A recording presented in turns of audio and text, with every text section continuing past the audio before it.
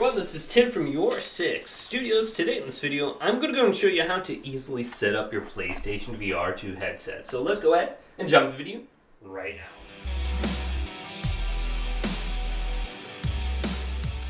Now the setup is very easy, it's not complicated. With the headset, we just have this one USB cable that we need to plug into the front of the console. You can see it right here, the smaller USB. Just simply plug it in there. And that's all you need to do with the headset portion. Now we need to plug in our two controllers. Now there is a USB port right here on the bottom of the controllers. And to easily sync the controllers, just plug them into the front of the console using a USB cable. Then just simply plug it into the controller and it should connect automatically. So once it's synced, we can just press the PlayStation button and turn on the controllers. But we need to do this for each controller. So I got my left one synced. Now let's go on over to the other one here and plug this in. And there should be a light that comes on here. You can also charge it from the front of the console using this USB cord. However, I typically just use a phone cord to charge my controllers just because it's a little bit quicker. Now what we want to do is turn on the headset and the controllers. So simply press the PlayStation button on the controller and it should connect the console now. Then on the screen it should say, your PSVR2 Sense controller is connected, now you need to connect the other one. So let's go to the other controller and press the PlayStation button. And then both of them should be connected. So here's the PlayStation button. And the other one should now be connected. I can see both of them here, and also my controller. Now let's go back over to the headset. So there's a couple different buttons on the headset. This dial right here will slide in and out, determining the distance between your eyes, and this could affect whether or not it's blurry. So you want to go ahead and set this up in the PlayStation settings so you can actually see how to adjust it. We'll get to that in a second. Then this button right here is important in terms of sliding and fitting the headset. If I go and press this black button here, you can see the front of the headset will slide out and then slide back in. So we'll want to leave it fully extended so it's easier to fit on. And then the white button on the back here, we can press this to fully extend the back of the headset so it's easier to put on. And then once we get it on, we want to turn this dial to tighten and fit the headset so it doesn't easily come off our head or slide around. Then you do have these little microphones that come with the headset that you'll want to put on the back here. And these simply just connect right here. And when you're not using them, you can put them in these little holder spots. And this headset does have a microphone on it, so if you are trying to talk to people in multiplayer games, you don't need to have a different headset or a microphone included. Then if we flip the headset over, there is a pass-through button right here, which means you'll be able to see a black and white image of everything around you using these 4 cameras on the front of the headset.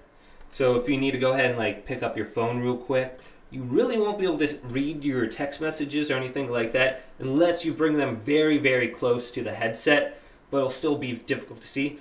But if you want to go and just get a understanding of where you're standing in the room, then right here on the bottom of the headset is a power button that we want to press down. And we will feel a rumble in the headset.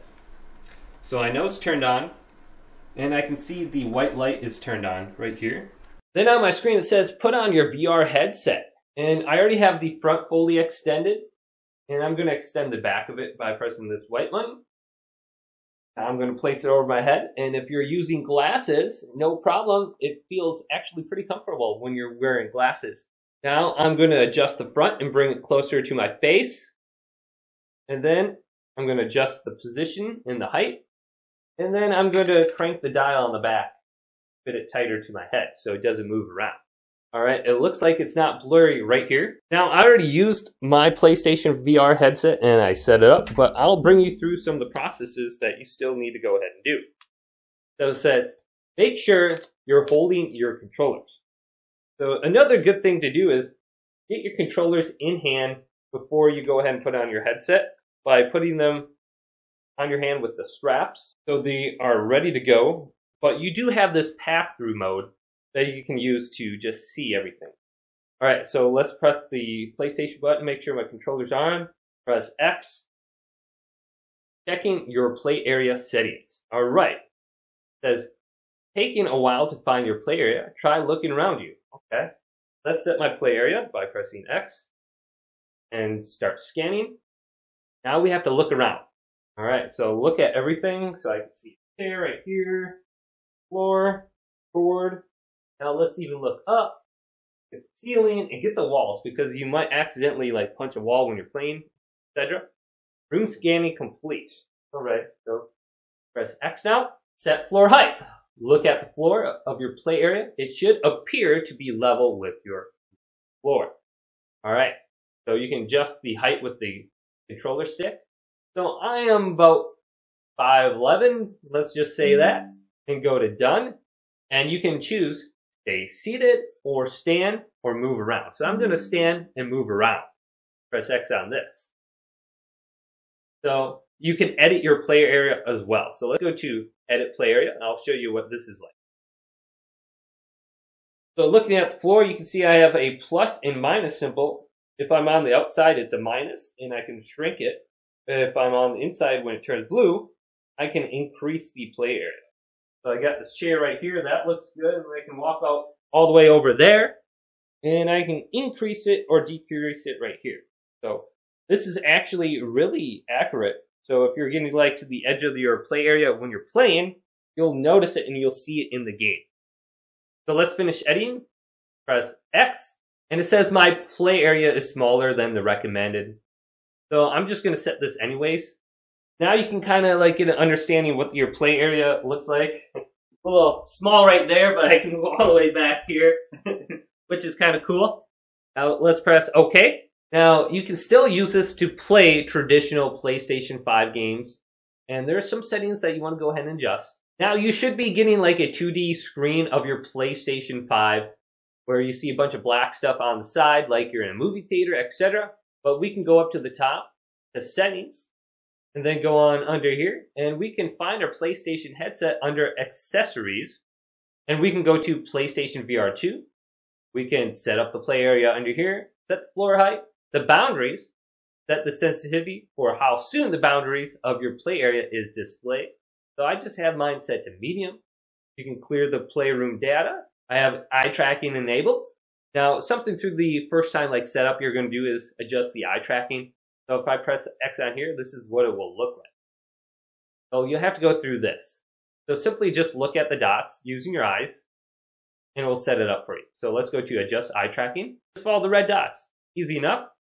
So this will begin in 3, 2, 1. I'm just following the red dot with my eyes, and it's going to automatically calibrate it. Now, another screen where I just have to follow the dot.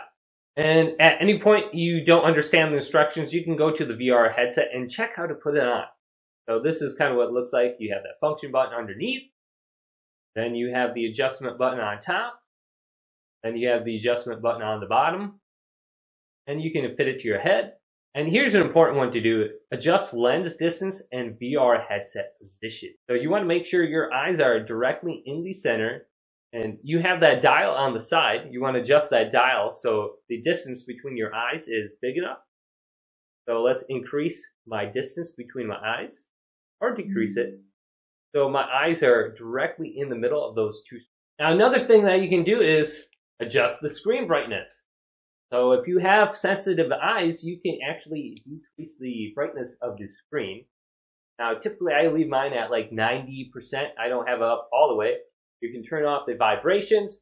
You can set the function button assignments to view the surroundings, which is probably what you want to do.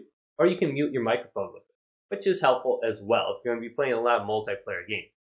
But I like just having view surroundings on so I can actually see what's going on around me.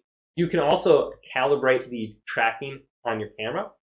So you can go to this option and simply just look around. Let's go to next and start the calibration. First, look at your TV screen while wearing your headset, and then slowly move your head up and down and side to side. So if you accidentally knock or run into an object with your headset, you may need to recalibrate it.